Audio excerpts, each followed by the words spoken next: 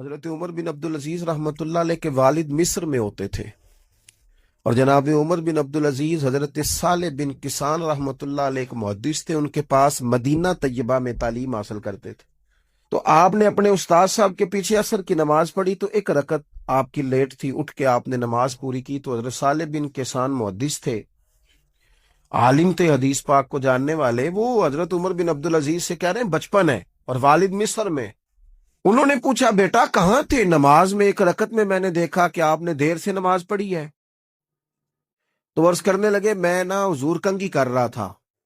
بعض بچے آئینے کے سامنے کھڑے رہتے ہیں، پھر بڑی بڑی دیر ہی کھڑے رہتے ہیں۔ کنگھی کر رہا تھا تو ذرا دیر ہو گئی۔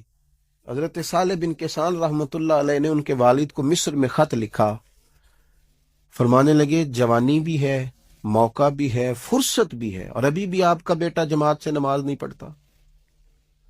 مصر میں خط گیا۔ آج جب میں نے پوچھا ہے تو اس نے کہا میں کنگھی کر رہا تھا۔ اتنے معمولی سے کام کے لیے اس نے تکبیر اولیٰ چھوڑ دی۔ اب وہاں مصر میں بیٹھے والد نے یہ نہیں کہا کہ مولوی صاحب آہستہ آہستہ ٹھیک ہو جائے گا، آپ کو کیا ہو گیا ہے، کوئی بات ہے کرنے والی؟ انہوں نے وہاں سے گھوڑے پہ بندہ دوڑایا، بندہ مدینہ طیبہ آیا۔ اس نے کہا جاتے ہی عمر بن عبدالعزیز کو لے جانا حجام کے پاس اور اس کے سارے بال اتروا دینا، اور اسے کہنا پتر جن بالوں کی وجہ سے نماز رہ جائے ان بالوں کو سر پہ نہیں رہنا چاہیے۔ تیری جماعت کی رکعت رہ گئی پتر، اتنا بڑا کام، اللہ کے حضور حاضری کا موقع تھا۔ پھر اس کا ریزلٹ کیا نکلا؟ حضرت عمر بن عبدالعزیز بادشاہ بنے۔ 39 سال عمر میں انہوں نے پوری امت کو خیر سے بھر دیا۔ حشام بن عبد الملک کے بھی 11 بیٹے تھے، جناب عمر بن عبدالعزیز کے بھی 11 بیٹے تھے۔ حشام جب دنیا سے گیا تو ہر بیٹے کو 10 لاکھ دینار آئے، اور جناب عمر بن عبدالعزیز جب دنیا سے گئے تو 11 بیٹے تھے اور 6 دینار تھے۔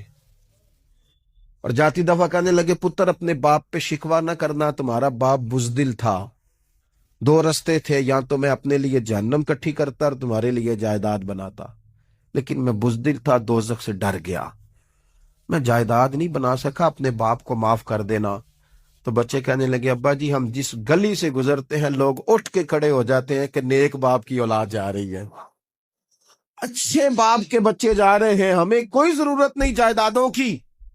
وہ شخص جو یہ بیان کرتا ہے نا کہ 6 دینار چھوڑ گئے تھے، وہ کچھ کفن دفن پہ لگ گئے، کچھ اور کسی کام لگ گئے، 6 دینار کل بچے بچوں کے پاس، 11 بیٹوں کے پاس۔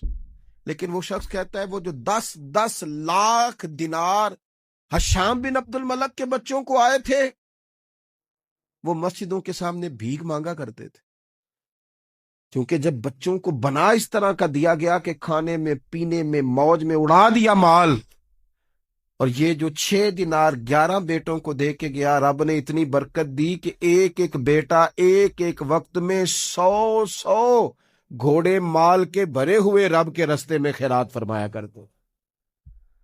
اصل دولت اولاد ہے، اصل دولت اس کا اخلاق ہے، اصل دولت اولاد کی اخلاقی تربیت ہے۔